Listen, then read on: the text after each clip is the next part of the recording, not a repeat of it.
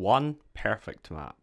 Now, to you that may be Gorg Crove, maybe Dreisendrach, maybe Origins, Mob of the Dead, who knows? But for me, it's Zetsubo no Shima. Now, you're probably wondering, how the fuck is Zetsubo no Shima the one perfect map in all of COD Zombies? Well, you should probably watch the video and find out. Now, Zetsubo no Shima, in my experience anyway, is a brilliant map.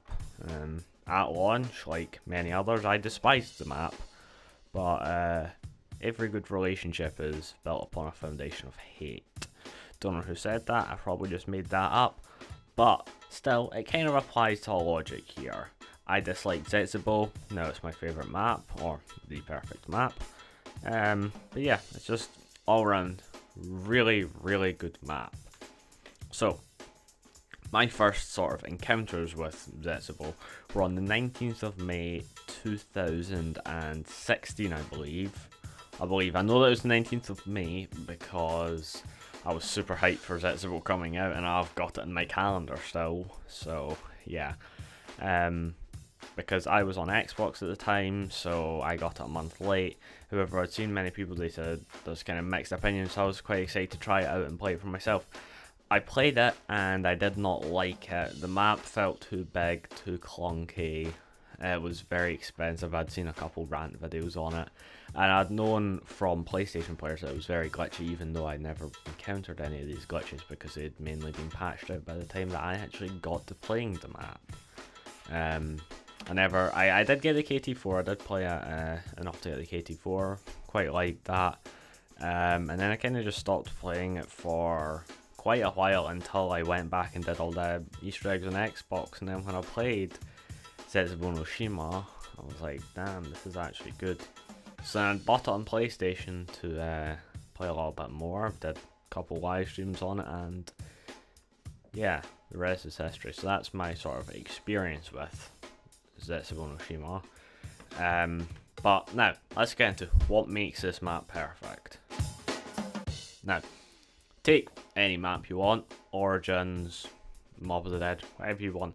Now think of the most unique weapon on that map. For Origins, probably the staffs. For Mob of the Dead, probably the Blundergat. But, did you ever think that we would get to use a motherfucking Keeper's skull as a weapon that literally vaporizes zombies? No, me neither. Because it's so fucking wild and out the box that only Treyarch could think of it, and it worked like a motherfucking charm. That shit is so fun to use, it is so cool, and it's fairly fair and balanced to get it because it is a little bit difficult to get, but the reward, the reward you get is absolutely fucking amazing. Now, granted, many of you probably haven't gotten it because many of you probably haven't played Zetsubo, because I know that many people dislike the map with a burning passion because of the pre-hate towards it when you haven't even really played it. So I'd urge you to go out and play it, and then you'll probably enjoy it. Now, getting back to Zetsubo, the map has two very unique wonder weapons. The Skull Masamune, which is, for surprisingly, the only Black Ops 3 maps that doesn't rip its specialist straight out of multiplayer, and maybe reskin a little bit, but yeah. And then it's also got the KT4/Masamune. Now, the KT4 is an interesting weapon. It kind of works kind of like a slick fire, whether it shoots that sort of thing. Not really sure what it's called. I'm just going to refer to it as gunk or KT4 juice. I don't know what you want to call it, but it's a thing. Now, you've probably maybe used the KT4, I don't know, but you probably know how extremely fun it is to use. It's very good for camping, not so much for getting out of situations, but it's a very fair weapon, and it works very effectively against map-specific enemies, which Treyarch managed to implement to an absolute T. Now, if you've got the KT4 and a map-specific enemy comes up to you, such as the Spider or Thrasher, you can absolutely thrash them, pun intended there. But yeah, you can absolutely just thrash them with the KT4, one charge shot, and they're goner. It's really something else. Yeah, you can use stuff like dead wire or turned or whatever to do it, but I mean, it just fits the map very well. It fits the full aesthetic of the map, which we're going to get onto a little bit later. But it's just really, really cool and really good. And then the Masamune is just a crackhead version of that with a lot more crack. So yeah, really, really cool wonder weapons fit the aesthetic of the map perfectly. Now, let's actually get onto the aesthetic of the map. Now, what Treyarch we're probably going for, I'm assuming here, is the scariest map since Rocked. And in my opinion, they achieved it. Many people are arachnophobes and dislike spiders, which is a common fear to play off of on sort of anything really. They're trying to scare people, and they did it. They put a spider boss fight and a spider into it, and they managed to actually pretty much keep it into the lore very well, like surprisingly well, with the Vision 9 experiments that were all kind of going on. And then Group 935 worker Edward Richtofen was actually kind of jealous of all the stuff that they did, which is interesting because you would have thought that they probably would have worked together in the war whenever this kind of takes place, because Germany and Japan were sort of allied in World War II, I believe. Anyway, but since it does take place during the premise timeline, I mean, it could be set during World War One, but who knows? I don't really know because I don't know the exact timings, but the Ultimus character is there, so I'm not really sure whether it's post World War One, post World War Two, or whenever the hell it takes place. But it fits in very well with that sort of very scary aesthetic. It is a very unsettling map to play at first. It's a very sort of unfamiliar environment. There's lots of greenery and stuff that moves, lots of cool stuff, and probably the best jump scare in zombies. I'm not probably, it's actually the best jump scare in all of zombies. The doppelganger jump scare. Now this is really weird because it actually clones one of your teammates, and then it kind of just puts them down in that sort of room with all the vats. And then when you go up to see what they're doing, because your teammate's just standing still, or what you assume to be your teammate, turns around and screams at you and probably gives you quite a fright, which is, again, adds to the scare factor because you don't know if your teammate's going to be real or not when you go and see them. So yeah, another little level of scariness. Now, another thing which it doesn't really play into the scary factor, but it definitely fits that sort of jungle-esque theme, and that is a majority of the doors being vines and the ones in the bunker being bunker doors, which fits in very well because previous to this we've seen some kind of doors that kind of just debris, which is kind of lazily just put there. Doesn't really fit the specific map or anything, but I've just covered it in 115, so I suppose it makes sense. But with these vines and stuff, it actually makes sense because the 115 got into the vines and all that, and then it again adds to the aesthetic of the map whilst still keeping into the story, which some maps have a trouble doing, but Zetsubo, the best map, doesn't. Now the bosses, other mini boss, the Thrasher, can be a bit annoying, but with the KT4 he's more than easy to deal with, so he's not really a problem. Although the spawn rates are a little bit high, but again, KT4 can deal with that in the snap of a finger.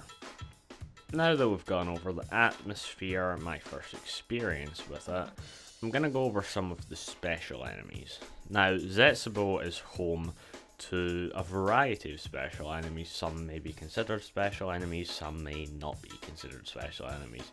So we'll go in order from probably most special to least special.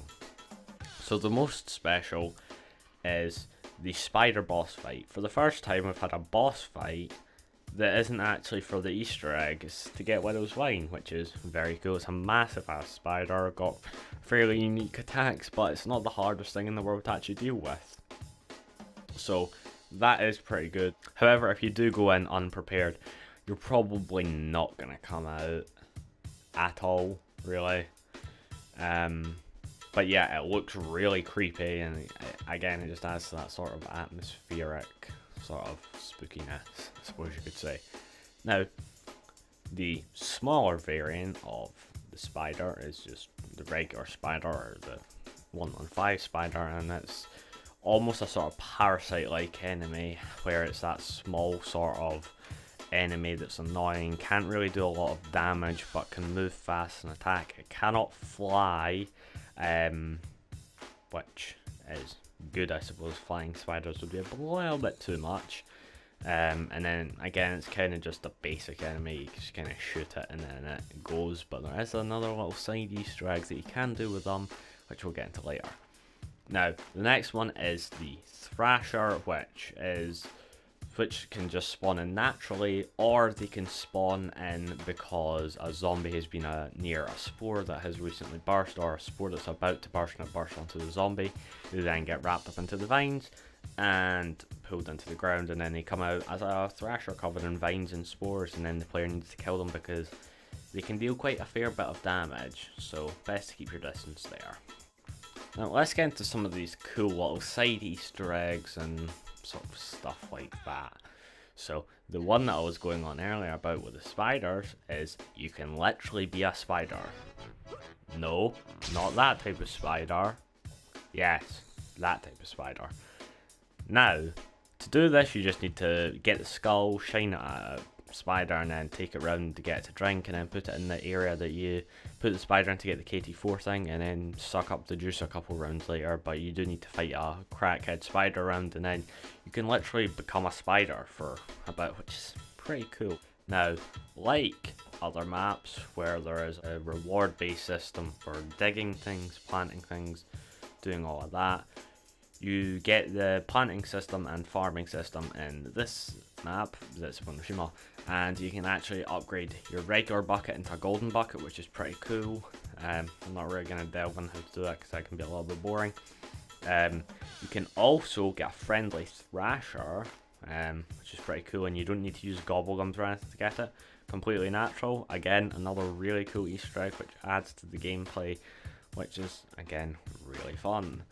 And then you've also got one that's very usable, I suppose you could say. And this is kind of just delving further into the planting thing, but you've got lots of sort of many helpful things that you can do from planting. It's kind of like the spores, but better. So you can get like ray guns, haymakers and stuff from the ones that you've watered, and then also KT4, but you can also get something that we've never seen before, and that is a clone. You can clone yourself. You just need to water it in a specific order with specific water and shoot it with the KT4. No one really knows precisely how to do it exactly, but you can only have 3 per game, at least in solo, and when you imprint yourself into the imprint plant, you get stuck as whatever you imprinted yourself as. When you die and bleed out, you come back with whatever you had, which is really cool and helps keep the game going for quite a bit longer. Now, we'll go over some of the slight flaws of Zetsubo before I come to the conclusion of this video. So first off, the insane amount of Thrasher spawning in can be pretty annoying before you get the KT4, but it can be countered by the KT4, so not generally a very annoying thing.